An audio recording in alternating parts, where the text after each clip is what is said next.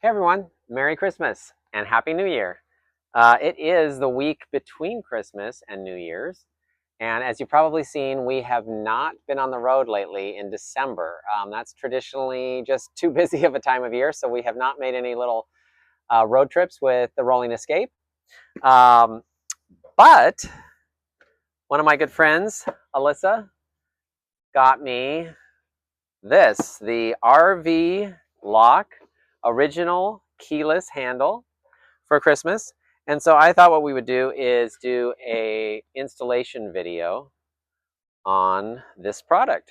Whether or not I will want to poke my eyes out halfway through this project or not is yet to be seen, but we will see. So let's get ready for another episode of the Rolling Escape.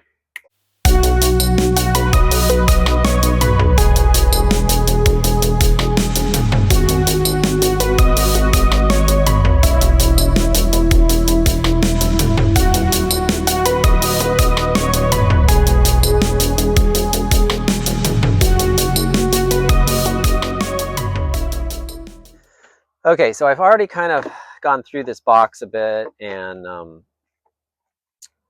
taken a look at everything. So I've got my user's manual, my accessories that we will be using to get that door on properly, or that lock on properly. It does come with manual keys, a charging cable, because obviously this runs electronically, so I'm assuming that periodically you have to charge the handle, the actual handle device itself, and two wireless key fobs. First off, they're telling us that I need to remove this sticker or plug that goes over the calibration nut. So that's what I'm going to attempt to do. So I went inside to get a coat on. It's actually freezing cold out here right now. And I'm going to just try to scrape this off with a screwdriver. I mean, it feels like there's something. I think this is what they're talking about. There we go. Yep, it has a calibration nut. There it is.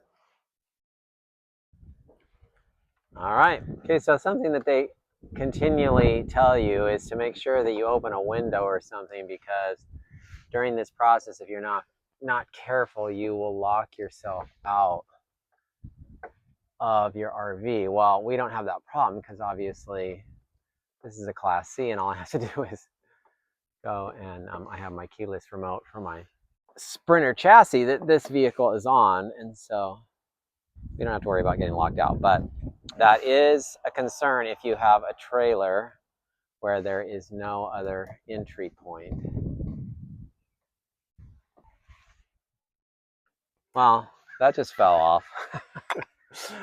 Let's hope that we don't need to put that back on again. Okay, so that's the outer plate of the old handle.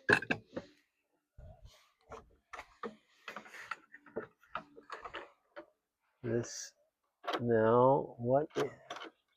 Oh, I'm gonna have to undo this. This is the old calibration nut. So the manufacturer's instructions, by the way, do not tell you at all how to take off the old handle, and I assume it's because people probably have all sorts of different old handles, but they should at least run down like what you're going to have to do, such as use this tool that they've provided, little socket, to get in here and get this calibration nut of the old handle and get it off of here. I hope I'm doing this right.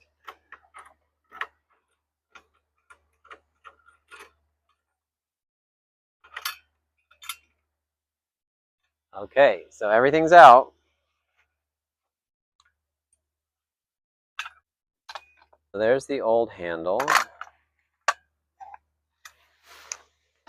What I'm going to do right now is the handy dandy iPad out and rewatch the School of YouTube video.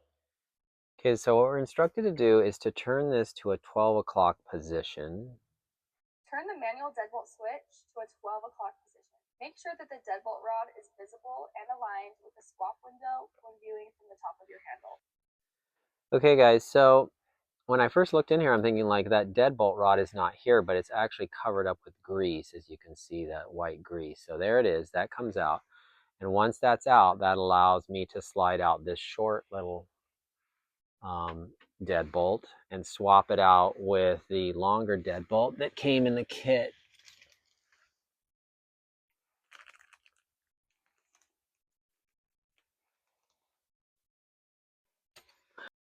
So we'll slide in this longer deadbolt, get the deadbolt rod into place, and then, like, how the heck's that ever going to go in? I don't understand. So we're going to remove the interior plate. It only has one screw in right now. Let's try to put everything in as many places as possible. I put all my old screws, that's in the carpet there. It's like it just keeps getting lost. There we go. What they wanted us to do is to make sure that the deadbolt rod, that we had slid this back in place far enough so that the deadbolt rod would not come out and this wouldn't come out. So we've done that.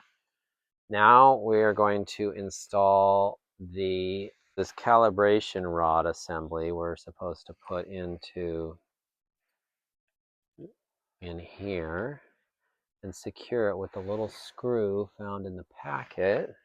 We'll secure that with this little tiny screw in here. So far so good. When will it all go wrong? That is the question. Let's hope it's not going to. Let's hope this is a smooth transition, that everything just works out perfectly well. So we've secured the calibration rod onto the interior plate of the handle. Let's see what's next. So what we're going to do now is we're going to put the interior portion of the handle in, and we're going to run the calibration rod through it where it's supposed to be. And we're going to give this a couple turns so that it stays in place. They say you can just let that hang down on this side. We're going to be putting the exterior portion. We're going to make sure that it gets threaded through the deadbolt. Make sure that comes through the deadbolt area. That doesn't want to fit. And I don't know why that doesn't want to fit. Why does that not want to fit?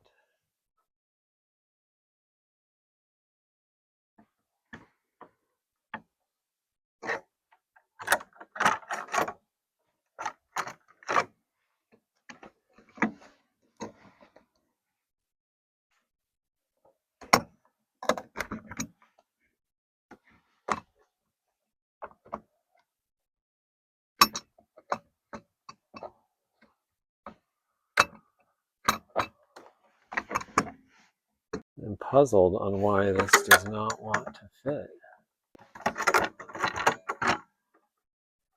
Like, none of this is right. I knew it had to go bad at some point in time. This is just not the way it's supposed to be. It's because of this stripe plate right here. This has to go back. I mean, this whole plate is just wrong. Like, the whole thing has to go. It needs to go this way, but it won't go that way. Okay, guys. As usual, things are not going as planned. This cutout right here is restrictive. Let me show. Okay, so the old inside of the handle, this is what it looks like through this section right here. The new handle, this is sticking out there, and so this whole area is not allowing this to slide far enough over to get aligned so that these 3 screw holes line up with the plate right here. So I'm going to use a Dremel and destroy the side of my RV in hopes of putting this on properly.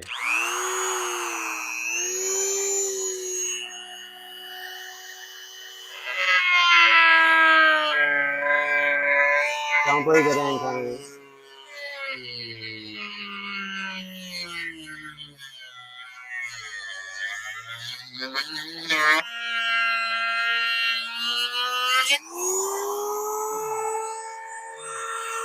It's guaranteed destruction.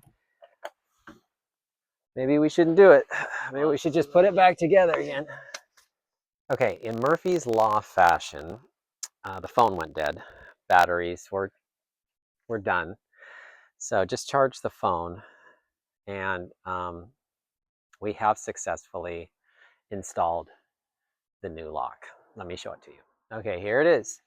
So you can see what we had to do, like I mentioned, and of course I chinkered up here. This is just all dust, so not damage. We had to Dremel this edge so that this could slide over further so that we could align everything. Now, because these guys that did my RV decided to put a white strip around where this is, you can see since we had to shove it that way, I now have a white border on this side. Nothing I can do about that. It's just the way that it is. Here it is on this side. You can see from the inside, you can just press the lock button. You'll see the deadbolt come out and you can retract it. From here, you can see the lit up keypad. That just locked the door. And now I can punch in my code. I'm not going to show it to you guys.